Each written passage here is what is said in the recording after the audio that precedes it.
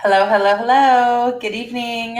I am Nicole Nifo, registered massage therapist and co-founder of Perinatal Massage Therapy Education. And I'm joined by my amazing business partner and massage therapist, Michelle Francis Smith. Hello, Michelle. Hello, Nicole. Good night, and hello, everyone who's out there watching and listening. Yes, it is Thursday, 8:30, our normal Facebook Live time. And we are so happy to have you all join us, take the time out of your evening. And my mom said she's watching tonight. Oh, nice. Hi, Mom, if you are. How has everything been for you this week? Really busy. Yeah. You know, as we're getting into the busy season, I'm feeling it. Yes. And then as we've been talking about, lots of babies born. So I'm having a lot of newly postpartum, like 10-day, 12-day. Nice. Oh, right in that pocket of like, woo, what's going on? Yeah. And it's been really nice to be there for those clients. Well, I can't wait to hear if there's anything about breast treatments with those patients today. So, okay. So if some of you don't know and you just clicked because you saw that we were live, thank you for joining us. But today we're going to be speaking about how to talk to your patients about breast massage and incorporating it into their treatments. Right. So something that Michelle and I have found throughout our training is that therapists either don't have any actual experience treating breasts, or they did learn it, something everyone does in school, but then not really confident in applying it to their practice. So we wanted to talk to you a little bit about both of those things, applying it into your practice, how to talk to your patients, kind of things that you and I do in our own practices, and a little bit of what we teach. So if you have any questions or comments, please post them below as we're talking. We may stop here and there to respond. Please say hi, share this as well with your network. And if you want to be in touch with us every Thursday at 8:30, make sure you follow us on our page. And that way you get a notification when we're going live. So let's get into it. Let's do it. So first off, when we have a patient, our first thing that we're usually doing with them is having the health history and intake form and reviewing that. So what are some of the things that you may see on their intake form that may indicate the breast treatment is indicated for that session? Mm-hmm. So depending on what type of form you have, and this is where, altering your form to have it fit the information you want to gather is great. So if they're talking about any pain or tenderness, like you can have a section there that talks about breast pain, breast tenderness. That's definitely an area that would give me some ideas to want to talk about breast massage. Mm-hmm. Also things like respiratory problems, asthma, bronchitis, which we don't always think about the impact on breast tissue, but it's affecting the entire anterior thorax and beyond, but like the ribs and everything. And so that very well could be having an impact on the breast tissue, especially changing perinatal breast tissue. And I will often ask about breasts based on seeing some of those things checked off. Well, especially this time of year when we're finding patients, well, to be honest, I feel like my pregnant patients get sick any time of year, but really during this time of year of the cold and flu season, and we see that our pregnant patients are experiencing the cold and flu and can't really take anything to alleviate their symptoms. A lot of that coughing and sneezing can definitely cause havoc for those areas that are already changing from the growing uterus and belly, and being able to incorporate that work into your treatment while they're pregnant. So something that you and I like to talk about is incorporating breasts into the pregnancy treatment, not just into a postpartum treatment when the patient may be lactating. Right. So what are some of the things that you have found with patients when they're pregnant, some symptoms that maybe have shown up that have indicated for you to treat breasts? Mm-hmm. Well, number one, which often gets overlooked, is neck tightness, shoulder tightness, mid-back tightness pain. Yeah. Again, we definitely want to include and work on the shoulders, the neck, the back directly. Yeah. But what would be the impact of pregnancy posture on those areas, and what would be happening to the breast tissue and the chest tissues? Yeah. in that hyperkyphotic, rounded shoulder, balancing, waddling, all of those things. What's the impact on the breasts? Yeah, and I think it's something that I think some therapists think like I have to be doing like the breast massage, the breast tissue. There has to be an indication there specifically, which yes, if someone's breastfeeding or having blocked ducts. But we're talking now more about treating the structures that are beneath the actual breast tissue and are surrounding the breast tissue and incorporating that into the treatment. And I'm sure both of us have been, and many of you watching have been for a treatment, and maybe you've had some neck tension or pain and it just doesn't fully go away. And until you get some of the anterior structures worked on or some rib work done, that's when it really has like a full release. And I think that we can't discount incorporating the whole part of the torso into the treatment and not just that one side, not just the posterior part of your patient. When they are coming in with these different pains, like you said, everything's changing. They're getting more kyphotic. So even more reason to be doing more pec work and breast work and rib work, right? Exactly. And let's not forget that breast tissue isn't just what we can visibly see. It extends more proximal, more lateral, more medial, more distal than our eyes can see. So, into the upper abdomen, there's breast tissue. Right under the armpits and into like the axilla and into the lateral aspects of the person's body, there's breast tissue. And during pregnancy, breast tissue is multiplying and enlarging throughout the pregnancy. Therefore, there's actually more areas for congestion and tenderness that might even appear to be back or abdomen or side when really it's actually part of the breast tissue. Right. And that's another reason why Michelle and I like to talk to you guys about treating your patients in Sideline, because you're able to access all these structures at once, not just that one dimension when you're having them in prone and supine. So let's think outside of the box a little bit when we're treating our patients and with position. And I'm sure if you have a patient who has a certain type of discomfort, let's say neck pain or back pain, and they're coming in and you're telling them, if I treat these areas and I put you in this position, it will allow more access and just allow my treatment to be more successful if we can do that, right? And so if you just tell your patient like, oh, have you heard of breast massage? Oh, what is that? And it's like, when I do this to your breast tissue. Well, no, maybe next time. That's not enough of a reason for the patient to allow you to work on such a sensitive area.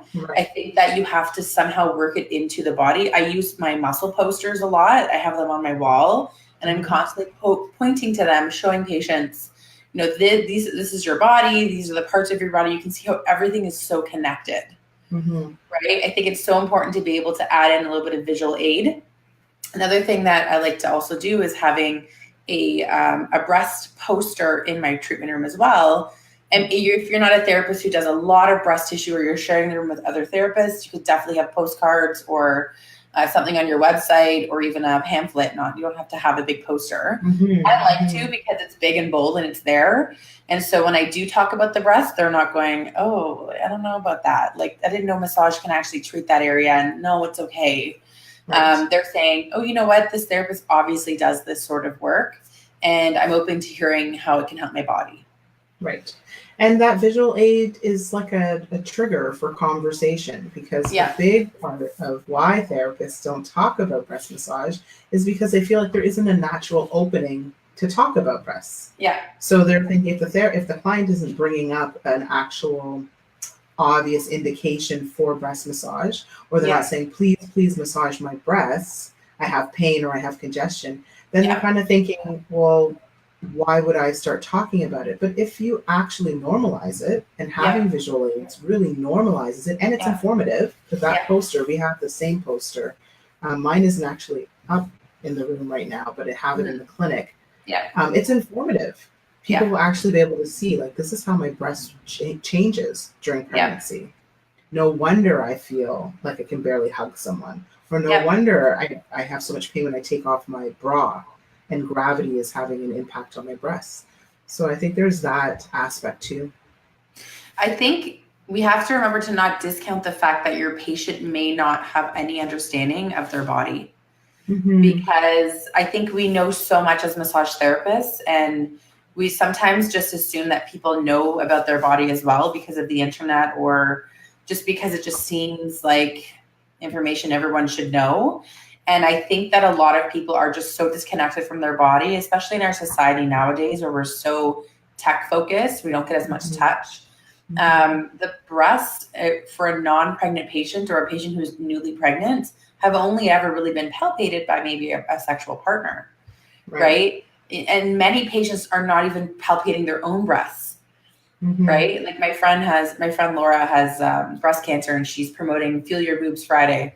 Yes. Every Friday she posts a picture and tells everyone to feel their breasts, because that's how you can feel if there's any inconsistencies in the tissue. Right. And I think that it was so surprising when all of my friends got together and we talked about it, and I'm like, yeah, I totally feel my breasts every week because this is what I do. And all the rest of them were like, yeah, no, not really. I don't. Why? Like, you know what I mean? Do that, right? Why do I need to do that? Why is that important? They didn't understand that your breasts are a part of your body. Your stomach is a part of your body. These are areas that, as massage therapists, we tend to not even treat. Right. And you have patients that are having lower back pain and upper back pain and rib pain, and being able to access their stomach or their rib cage or like their thorax or their breast, being able to access these areas in treatment just helps your patient feel complete and not just having that one side treated. Right. So I think it's so important. Yeah, so important to include this conversation with your patients. Obviously in Ontario, we need special consent, which is totally fine. And don't let it bother you. Don't let it be a big deal. It's just something that you're already going to be explaining to your patients why you're treating that area and the purpose and why it would benefit them. So I don't see that there's a really big issue with having them to sign something. Right.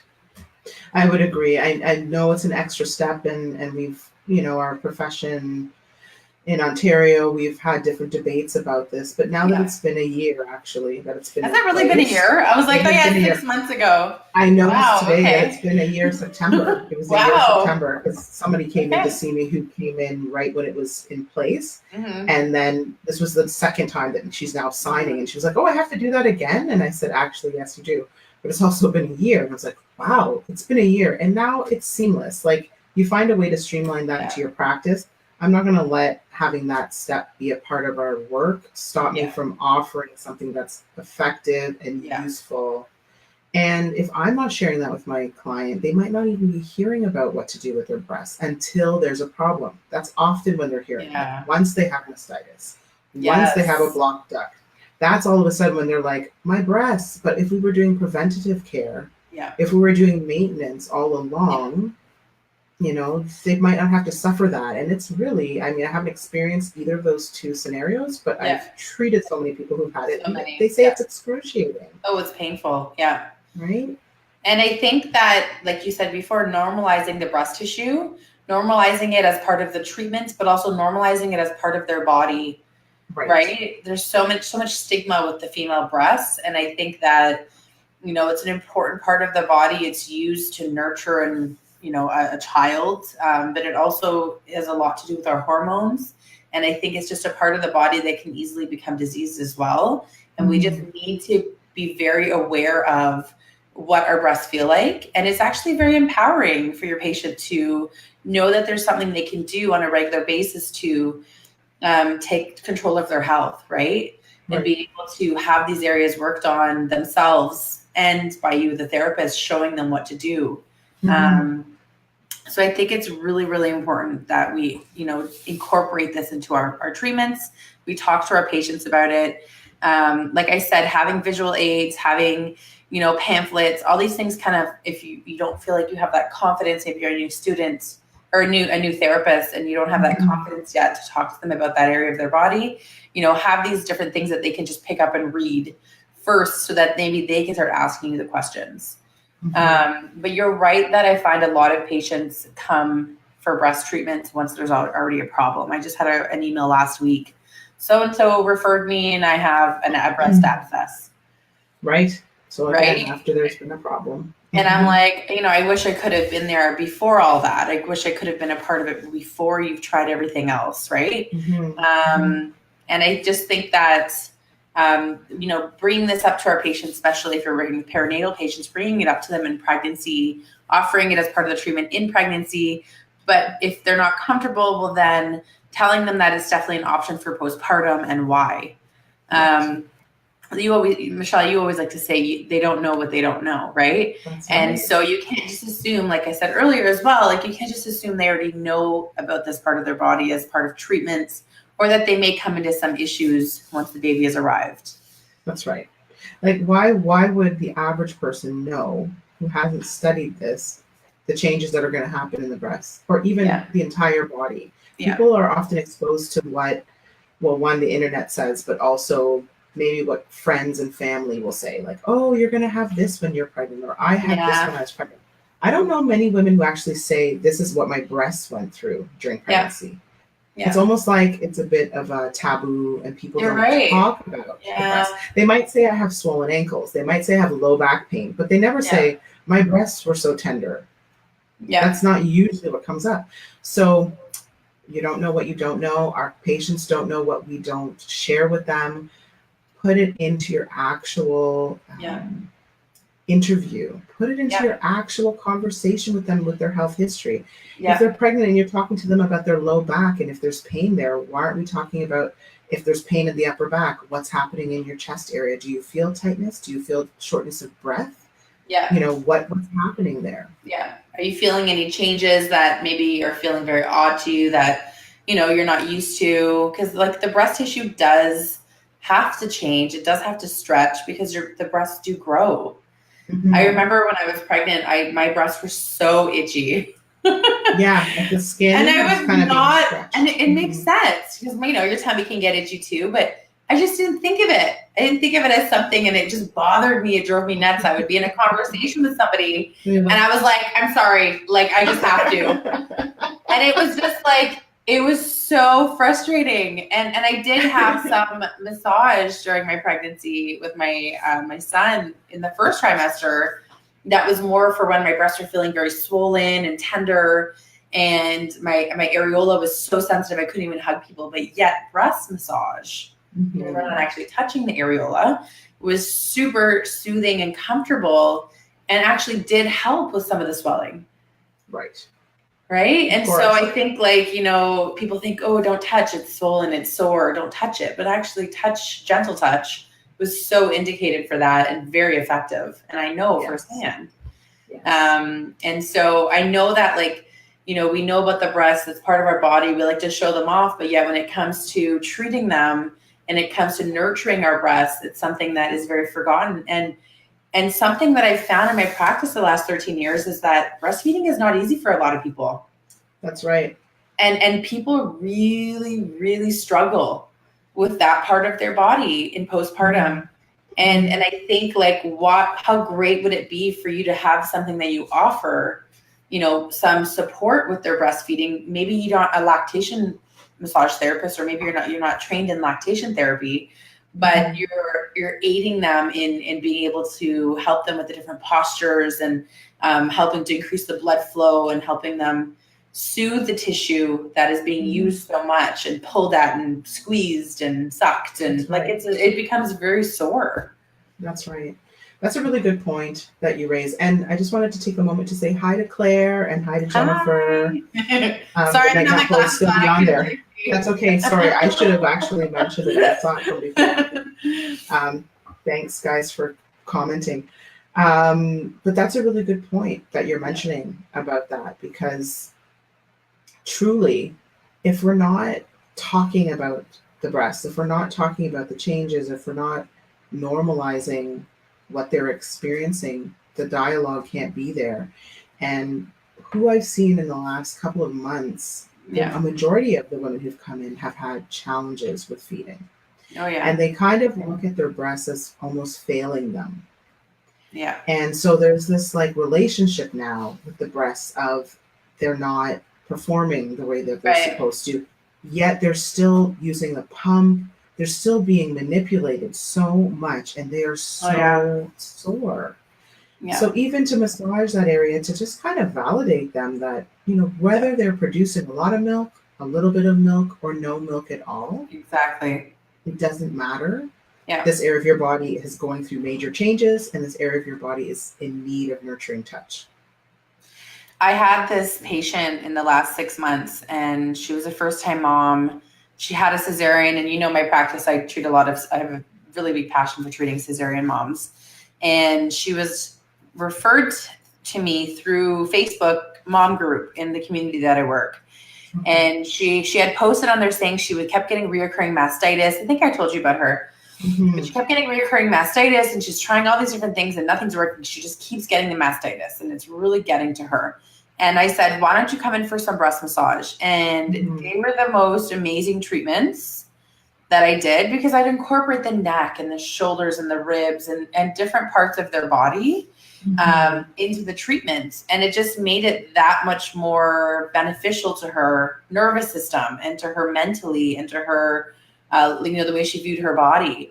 And she did end up slowly stopping her breastfeeding. I think her child was already like 3 months or 2 or 3 months by this point, because it just kept getting so much more difficult with, like, every time she get mastitis, it would get worse. She had to get hospitalized. So she was just you know what, like, I'm not bonding with my child.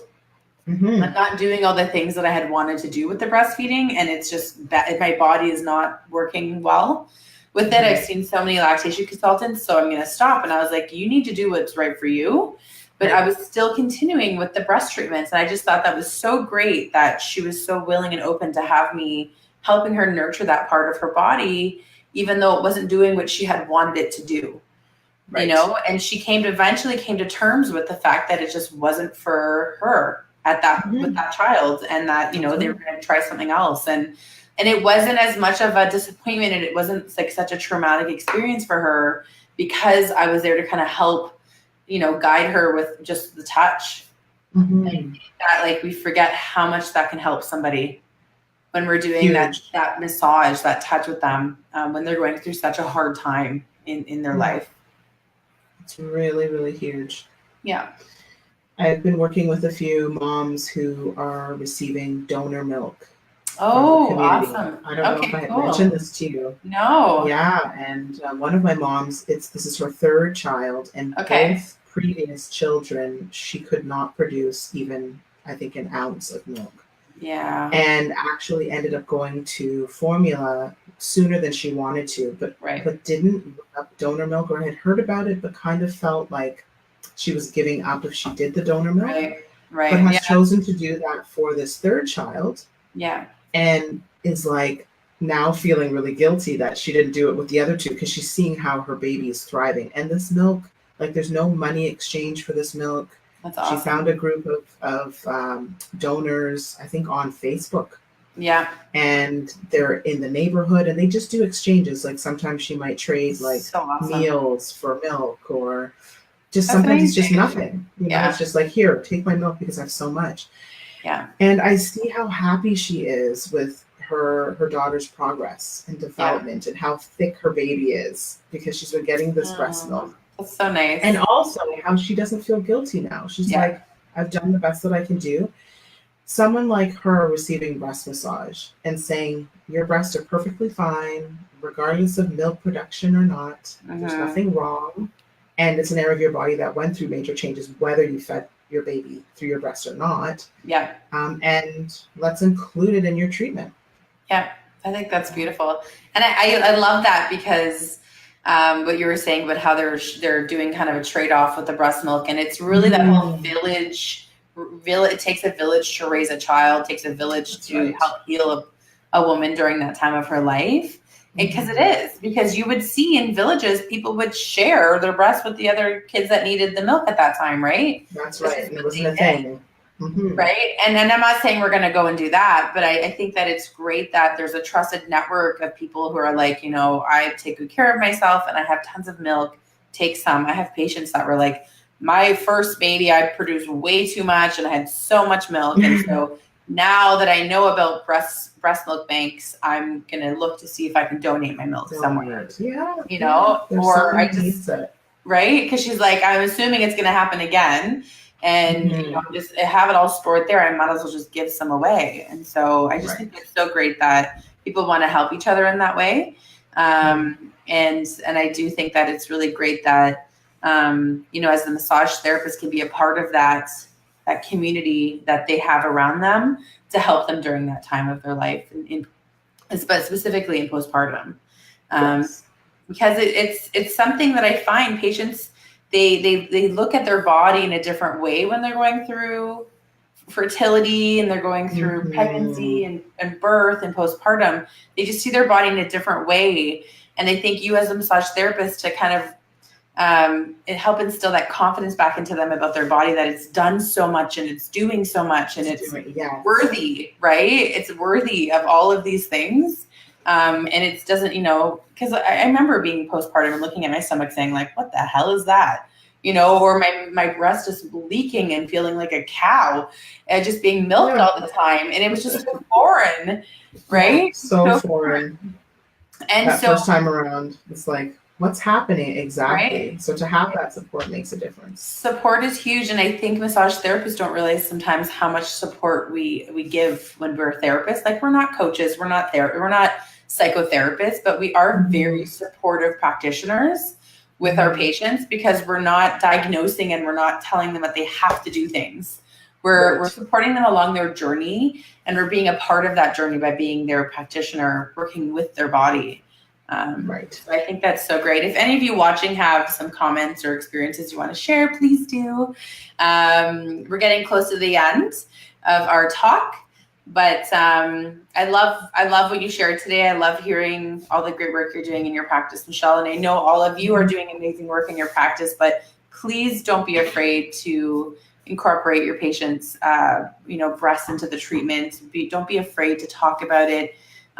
We are in the works of coming up with some really amazing things for 2019. So if you are needing more support in that area, stay tuned. Yes, please do. Because there'll definitely be a lot of support from us there.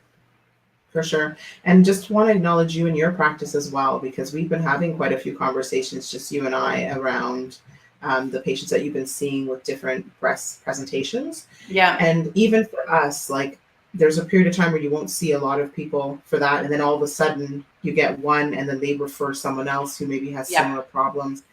And it's important for us to talk to each other about, like, how would you approach this? Or, I'm thinking I'm going to do this. And Nicole and I do that with each other all the time. We encourage that kind of support in our community that we have with you all, like in the Pregnancy Massage Therapists Canada group. All of this is a way for us to use each other's wisdom and experience to improve perinatal care in massage therapy worldwide. Yeah. Right? And a lot of it is stuff that maybe I haven't even done before, but because you and I spoke about it, or because one of us posted in the group or someone else posted in the group about it, we were able to have that conversation and kind of just talk it out. Because I think, it doesn't matter how long you've been practicing. If something is presented to you that you've never treated before, you may second guess yourself for a split second. If there's anything else you should be doing. But then when you go and talk to another seasoned therapist like Michelle, you realize that no, you're doing all the right things, and they would be pretty much doing all the same things as you. So, don't second guess yourself. If you need that little boost of confidence, definitely post the group or be a part of our conversation here so that we can, help reinstill that confidence in you, because you play such a huge role in your patient's life and journey into this perinatal field that we're all working in.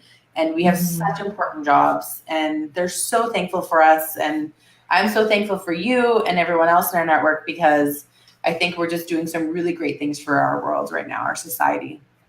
Absolutely. Yes. Yay. Yay us. Well, I had an amazing conversation with you, Michelle, as usual. Thank you all for joining us. And tune in next week, 8:30 p.m.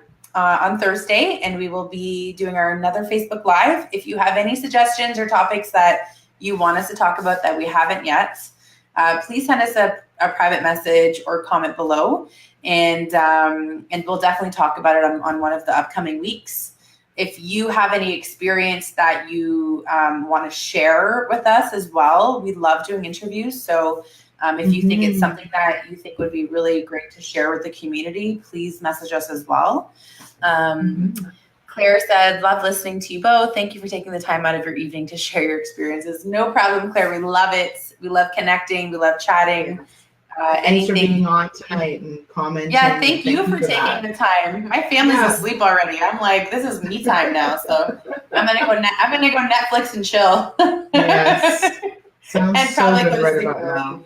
Yeah. Yeah, well, I hope you have to the gym tomorrow, right? Yes. Back to the gym tomorrow. Awesome. Me too. Well, of course you went. Michelle goes every day. I'm trying, I swear. You're doing it. All right. I hope you all have a great rest of your evening, and we will see you next Thursday at 8:30 p.m. Take care.